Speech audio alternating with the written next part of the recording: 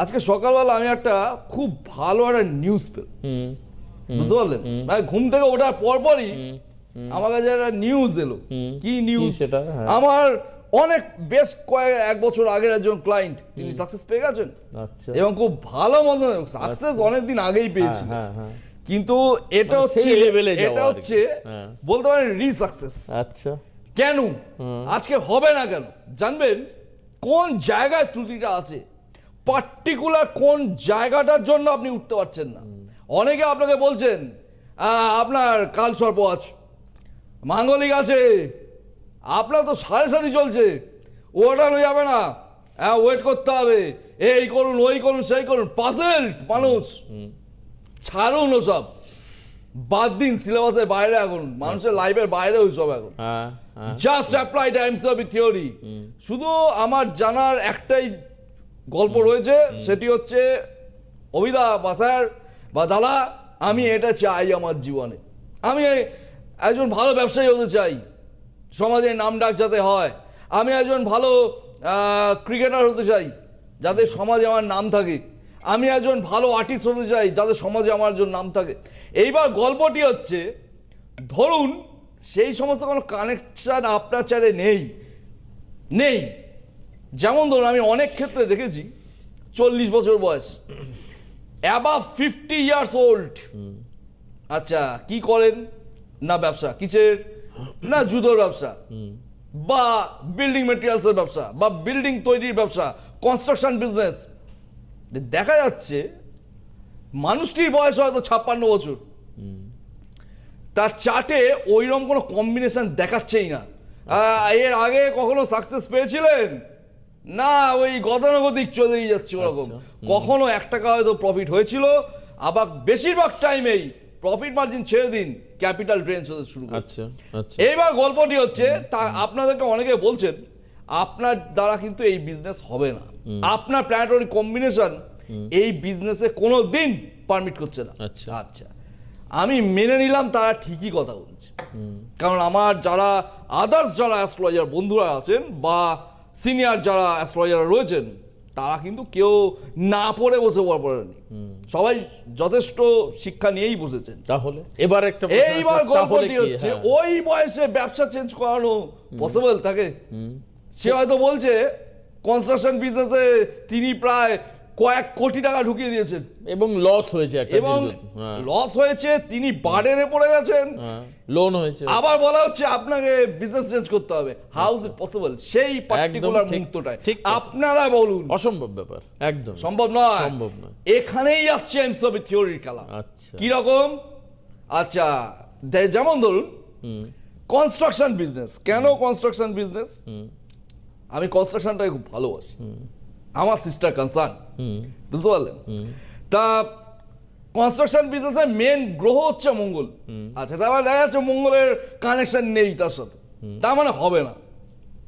এমসিওপি থিওরিতে কিছু metallic theory আছে, যেটা দিয়ে ওই মঙ্গলে এনার্জিটাকে পুট করা যায়, মানে ওই চার্টের মঙ্গলকে আমার লাগবে না। মানে এই জন্যই কিন্তু এমসিওপি। এইবার গল্পটি হচ্ছে, যখনই ওটা অ্যাক্টিভেট হচ্ছে, আমি বলছি না যে ওটা অ্যাক্টিভেট করলে সে 100 কোটি টাকার মালিক হয়ে যাবে না, বাট সে যে চাপে পড়ে আছে ওই চাপ থেকে বেরিয়ে গিয়ে সে প্রফিটের মুখ দেখতে পাবে। গল্প এটাই, এই স্পেশালিটি সারা ওয়ার্ল্ডে ঘুরে নিন, নেই কোথাও।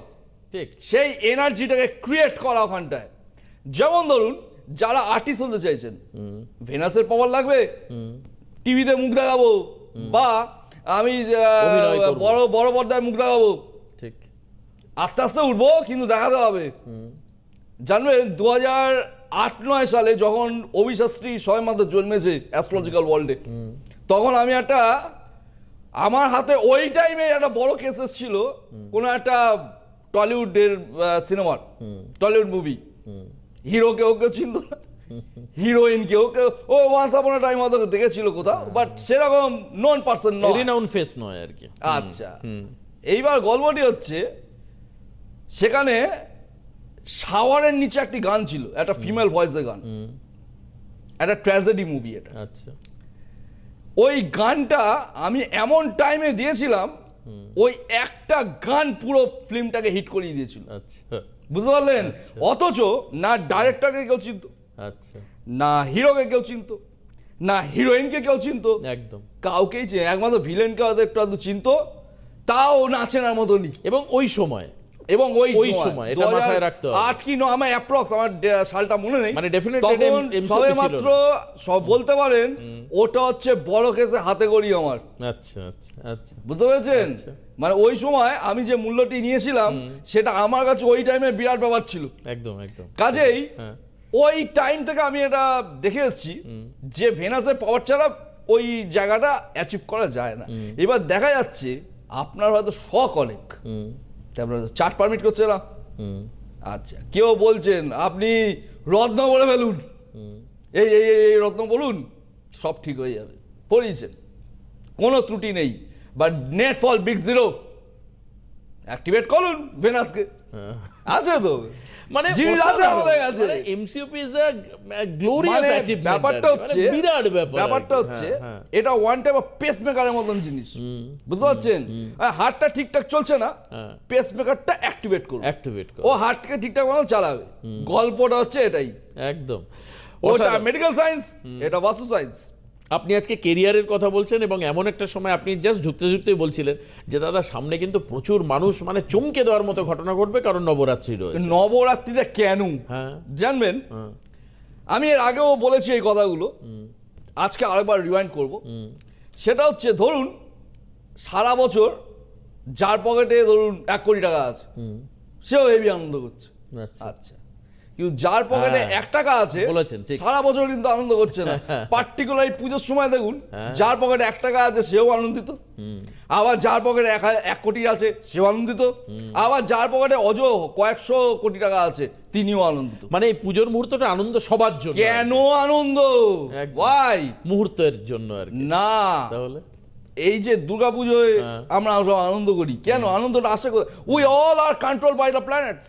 একদম জানবেন এই পার্টিকুলার এই 5-6 দিনের বা 9 দিনের যে টাইমিং রয়েছে আমাদের, এর মধ্যে 5 দিনের টাইমিং সব থেকে বেশি ইম্পর্টেন্ট হয়। 9টা দিন কিন্তু আমরা বলে থাকি নবরাত্রি, বা 9টা দিনই কিন্তু এফেক্টিভ নয়, এর মধ্যে সব থেকে এফেক্টিভ হচ্ছে 5 দিন। এইবার গল্পটা হচ্ছে ওইগুলো অত এফেক্টিভ কেন? কি পুজো কিছু করতে হয় না? গল্পটা হচ্ছে জানবেন অনেক সময় দেখবেন আমরা আকাশের মধ্যে অনেক সময় আপনারা দেখে থাকবেন শুক্র গ্রহকে দেখা যাচ্ছে, হ্যাঁ ভালো করে দেখবেন সন্ধ্যাবেলা অমুক জায়গা থেকে শুক্র গ্রহ দেখা যাচ্ছে, মঙ্গল গ্রহ দেখা যাচ্ছে, আমরা কিন্তু দেখেছি এটা, কারণ অনেক সময় গ্রহগুলো কাছে আসে। এই পার্টিকুলার নবরাত্রির টাইমিংটায় প্রত্যেকটা গ্রহ একটু নরম, তাদের ক্যাটাগরিটা একটু নরম হয়ে থাকে। আচ্ছা মানে জানবেন আমরা মাটি কোপানোর আগে কি করি? জল জল দিই। দিই। কেন? যাতে নরম হয়, যাতে কাটতে বেশি প্রেসার না দিতে হয় হাতে, কষ্ট যাতে না হয়। ঠিক এই টাইমিংটায় ওরা নরম, তার জন্য দেখুন মানুষের মধ্যে এত আনন্দ থাকে। আচ্ছা সেই সময় কিন্তু কে গরিব, কে বড়লোক, কে মধ্যবিত্ত, সবাই আনন্দ করছে, যে যার মতন, যার যতটা সামর্থ্য সেই সামর্থ্য নিয়েই আনন্দ ততটা। করছে। হ্যাঁ একদম একদম একদম এটাই। ওই পার্টিকুলার টাইমটায় ওই আনন্দটাকে এইটাকে কাজে লাগানো হয় নবরাত্রিতে। আচ্ছা অর্থাৎ আপনি ধরুন খুব ক্ষেপে আছে, আপনাকে ভালো কথা বললে উঠে গিয়ে যাবে, তাই। আবার আপনার মুড খুব ভালো আছে, হ্যাঁ হ্যাঁ সেই সময় আমার যত ক্রিটিক্যাল তম কাজ হোক আমি কিন্তু হাসিল করে নেবো আপনার হ্যাঁ কাছে। সেটা একদম একদম ঠিক গল্পটা নবরাত্রিতে এটাই হয়। একদম এটা। মানে এই সময় নেচার গুলো প্ল্যানেটের প্ল্যানেটরি কম্বিনেশন, সিম্প্যাথেটিক ইয়েস, সব প্ল্যানেটরি কম্বিনেশন বা নেচার গুলো আলাদা। বেশ বেশ। এই টাইমিং গুলোয় যত ক্রিটিক্যাল তম কেসগুলো অ্যাপ্লাই করা এমসিওপি থিওরি। আগের বছর এমসিওপিতে আমার রেকর্ড আছে আপনার কাছে অনেকে 13 দিনে আমি ঘুরিয়ে দিয়েছি।